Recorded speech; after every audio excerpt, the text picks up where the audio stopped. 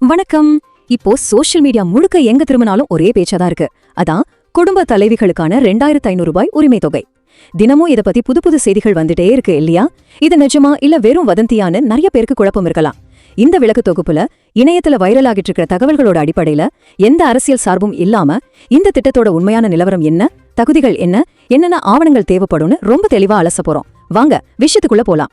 சரி, நாம இன்னைக்கு என்னென்ன பார்க்க போறோம்னா, முதல்ல இந்த 2500 ரூபாய் திட்டம் பத்தின பரபரப்பு, அடுத்து இதுக்கு பின்னாடி இருக்கிற அரசியல் பின்னணி, மூணாவதா நிஜமாவே யாருக்கெல்லாம் இது கிடைக்கும், நாலாவதா தேவையான ஆவணங்கள் என்னென்ன, அப்புறம் கடைசியா இதுக்கான பேங்க் அக்கவுண்டை எப்படி சரியா செட் பண்றதுன்னு வரிசையா பார்க்கலாம். முதல் பகுதி, இந்த 2500 ரூபாய் திட்டம் பத்தின தற்போதைய பரபரப்பு. இப்போ ரீசெண்டா நடந்த அரசியல் மாற்றங்களால அடுத்த மாச உரிமை தொகை எவ்வளவு வரும், பழைய திட்டமே தொடருமா இல்ல புதுசா எதுவும் வருமானு மக்கள் மத்தியில பெரிய எதிர்பார்ப்பு இருக்கு. இது நம்ம கள நிலவரத்தை ரொம்ப சுலபமா புரிஞ்சுக்க வைக்குது. ஒரு பக்கம் பாத்தீங்கன்னா, கடந்த காலத்துல திமுக அரசால கொண்டு வரப்பட்ட 1000 ரூபாய் திட்டம் நடைமுறையில இருக்கு. இதுதான் இப்போதைய யதார்த்தம். ஆனா இன்னொரு பக்கம் புதிதா பொறுப்பேற்று இருக்கிற முதலமைச்சர் விஜய் தலைமையிலான அரசு இந்த தொகையை 2500 ரூபாயா உயர்த்த போறதா ஒரு தகவல் இணையத்துல வைரலா பரவிட்டு இருக்கு. இதுதான் இப்போதைய சூடான விவாதமே. 2500 ரூபாய். இணையத்துல நடக்கிற எல்லா விவாதங்களுக்கும் ஆணி வேறே இந்த ஒரு எண் தான். ஏன்னா இது வெறும் நம்பர் இல்லைங்க. இப்போ இருக்கிற விலைவாசி, மளிகை சாமான் ரேட், அன்றாட குடும்ப செலவுன்னு மிடில் கிளாஸ் மக்களும் ஏழை குடும்பங்களும் ரொம்பவே கஷ்டப்படுறாங்க. இப்படிப்பட்ட சூழ்நிலையில மாசம் 2500 ரூபாய் கைக்கு வந்தா அது ஒரு பெரிய ரிலீஃப் இல்லையா? மளிகை செலவோ பசங்களோட ஸ்கூல் ஃபீஸோ ஏதோ ஒன்னு சமாளிக்க இது ரொம்ப பெரிய உதவியா இருக்கும். அதனாலதான் இந்த தகவல் காட்டுத்தீ மாதிரி பரவிட்டு இருக்கு. அடுத்து இரண்டாவது பகுதி, வாக்குறுதிகள் மற்றும் அரசியல் பின்னணி. இந்த திட்டம் எப்படி இவ்ளோ விவாதமாச்சுன்னு புரிஞ்சுக்க முக்கிய தலைவர்கள் இத பத்தி என்ன சொல்றாங்கன்னு நாம பார்க்கணும். முன்னாள் முதலமைச்சர் திரு மு க ஸ்டாலின் அவங்களோட பார்வையில இது ஒரு பெரிய பொருளாதார சவால். மாநிலத்தோட இப்போதைய கடன் சுமை, நிதி பற்றாக்குறையெல்லாம் வச்சு பார்க்கும்போது 2500 ரூபாய் கொடுக்கிற வாக்குறுதியை நிறைவேற்றுறது ரொம்பவே கஷ்டம்னு அவர் சுட்டி காட்டியிருக்காரு. அதனாலதான் முடிஞ்ச அளவுக்கு குறைஞ்சபட்சம் தாங்கள் கொடுத்த மாதிரி 1000 ரூபாயாவது கொடுக்கணும்னு சொல்லியிருக்காரு.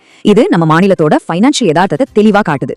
சரி, அப்போ புது நிர்வாகம் என்ன பண்ணிட்டு இருக்காங்க? முதலமைச்சர் விஜய் அவர்கள் இந்த 2500 ரூபாய் திட்டத்தை எவ்வளவு சீக்கிரம் செயல்படுத்த முடியும்னு ஆய்வு செய்ய நிதித்துறைக்கு உத்தரவிட்டிருக்காருன்னு தகவல்கள் சொல்லுது. அதாவது இப்போ பைனான்சியல் ஆடிட் ரொம்ப தீவிரமா நடந்துட்டு இருக்கு. அரசாங்க கஜானால எவ்வளவு பணம் இருக்கு, புது திட்டத்துக்கு தேவையான 10,000 கோடியே எங்கிருந்து கொண்டு வருதுன்னு முழுமையா கணக்கு பார்த்துட்டு இருக்காங்க. இந்த விரிவான ஆடிட் முடிஞ்சு அரசுக்கு சரியான நிதி ஆதாரம் உறுதியான பிறகுதான் அதிகாரப்பூர்வ அறிவிப்பே வரும். மூணாவது பகுதி, உண்மையிலேயே யாருக்கு இந்த தொகைக்கான தகுதி இருக்கு? இப்போ உங்க மைண்ட்ல ஓடிட்டு இருக்கிற அதே கேள்விதான். இந்த பணத்தை வாங்க சரியான தகுதியுடையவர்கள் யார்? ஏற்கனவே வாங்கினவங்களுக்கு மட்டும்தானா? புதுசா அப்ளை பண்ணலாமா? முதியவர்களுக்கு கிடைக்குமான்னு ஏகப்பட்ட குழப்பம் சோஷியல் மீடியால இருக்கு. வாங்க இதுக்கான தெளிவான பதில பார்க்கலாம். இதுல ரொம்ப முக்கியமான விஷயம் என்னன்னா, இந்த வயது வரம்பு தான். ஆதாரங்களோட அடிப்படையில பாத்தீங்கன்னா, 21 வயசுல இருந்து 60 வயசு வரைக்கும் உள்ள குடும்ப தலைவிகளுக்கு மட்டும்தான் இந்த 2500 ரூபாய் கிடைக்கும்னு சொல்லப்படுது. அப்போ 60 வயசுக்கு மேல இருக்கிறவங்களுக்கு கிடைக்காதான்னு கேட்டா, அவங்களுக்கு தனியா 3000 ரூபாய் முதியோர் ஓய்வூதிய திட்டம் மூலமா கொடுக்கப்படும். சோ அவங்களும் விடுபடல. ஆனா கவனிக்க வேண்டியது என்னன்னா, மாநில அல்லது மத்திய அரசு ஊழியர்கள், வருமான வரி கட்டுறவங்க யாருக்கும் இந்த திட்டம் கிடையாது. உண்மையிலேயே யாருக்கு தேவையோ அவங்களுக்கு மட்டும் பணம் போய் சேரணுங்கிறதுல ரொம்ப தெளிவான ஃபில்டரிங் இருக்கு. நாலாவது பகுதி, தேவையான ஆவணங்களின் பட்டியல்.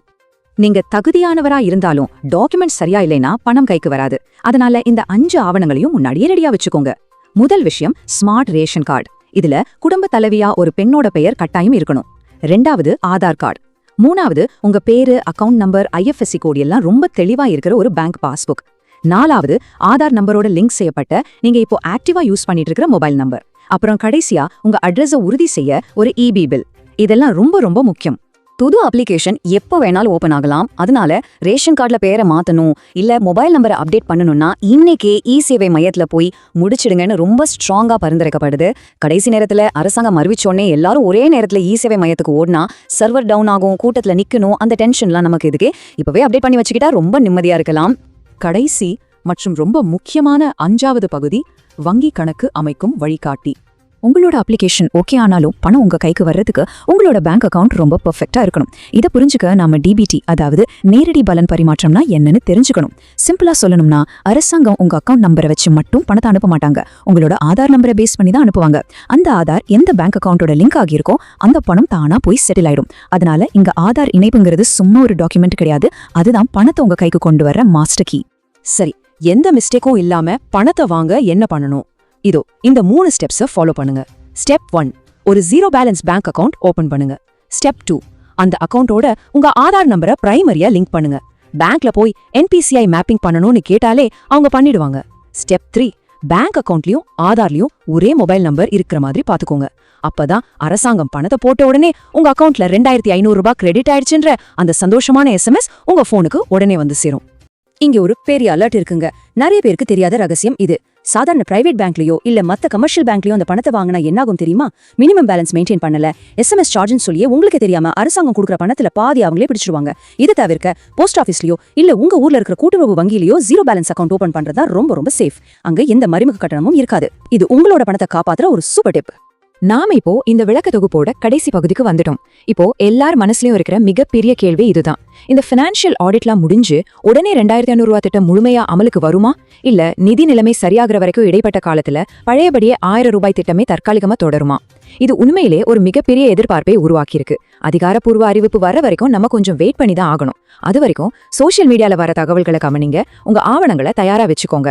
அதிகாரப்பூர்வ தகவல்கள் வெளியாகும் போது உண்மையான நிலவரம் என்னன்னு நமக்கு தெளிவா தெரிஞ்சிடும். இதே மாதிரி இன்னொரு சுவாரஸ்யமான அலசலோட உங்களை சந்திக்கிறேன். நன்றி.